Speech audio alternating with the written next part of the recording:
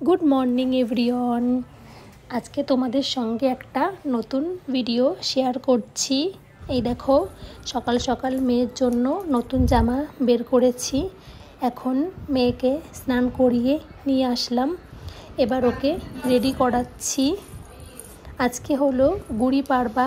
গুড়ি পাড়বাটা হলো মহারাষ্ট্রের একটা রীতি। বাংলায় যেমন নববর্ষ থেকে নতুন বাংলা মাস শুরু হয়, তেমন মহারাষ্ট্রেও গুড়ি পাড়বা থেকে মারাঠির নতুন মাস শুরু হয়। এই যে মেয়েকে নতুন একটা পায়ের তোড়াও পরিয়েছি, নতুন জামা পরিয়েছি। আর এই যে গলায় যে মালা পরেছে, একটা হলো চিনি দিয়েই বানানো মালা, আর একটা নারকেল আর বাদামের মালা। এখানে এটাই পরাতে হয়। আমার মেয়ে এদিকে পুরোপুরি তৈরি, আর এখন পুজো করতে হবে।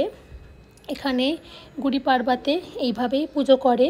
একটা গুড়িকে মাথায় পুজোর ঘট বেঁধে গুড়িটাকে শাড়ি পরিয়ে গলায় পাতা, নিম পাতার মালা আর ফুলের মালা পরিয়ে পুজো করতে হয়।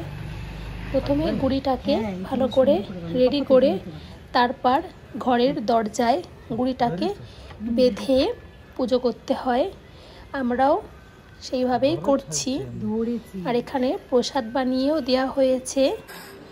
গুড়ি পাড়বা উপলক্ষে এখানে যেরকম প্রসাদ বানায়, আমরাও আজকে ঘরে খাবার জন্য সেগুলোই বানিয়েছি।